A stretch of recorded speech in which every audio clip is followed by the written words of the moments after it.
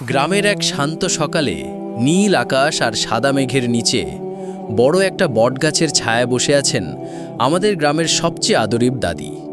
হাতে তসবিহ, ঠোঁটে হালকা হাসি। তিনি যেন গ্রামের শান্তির প্রতীক। ওদিকে মাঠের সবুজ ঘাসের উপর দৌড়াচ্ছে ফাহিম, একদম গ্রামের হুলস্থুল ছেলে। হাতে কাগজের ঘড়ি, মুখে কান ভরা হাসি, যেন দুনিয়ার চিন্তা তার নেই। দুপুর গড়িয়ে এলে দাদি উঠোনে কাঠের খাটিয়ায় বসে গল্প শুরু করলেন। চারপাশে গ্রামের কয়েকজন বাচ্চা, আর তাদের মধ্যে ফাহিমও আছে, চোখ বড় বড় করে শোনার চেষ্টা করছে। দাদির গল্প মানেই হাসি, মজা আর একটু শিক্ষা।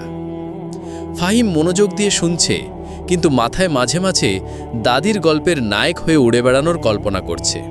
নীল আকাশের দিকে তাকিয়ে মনে মনে ভাবছে সে একদিন আসলেই বড় কিছু করবে। হঠাৎ দাদি এক মজার ঘটনা বলতেই সবাই হেসে লুটোপুটি। দাদির হাসি যেন রোদের আলোয় আরও উজ্জ্বল হয়ে উঠল। গল্পের শেষে বটগাছের নিচে পাশাপাশি বসে আছে দাদি আর ফাহিম। দুজনের চোখে চোখ, মুখে উষ্ণ হাসি, যেন প্রজন্মের পর প্রজন্মের ভালোবাসা এই এক ফ্রেমে ধরা পড়ে গেছে।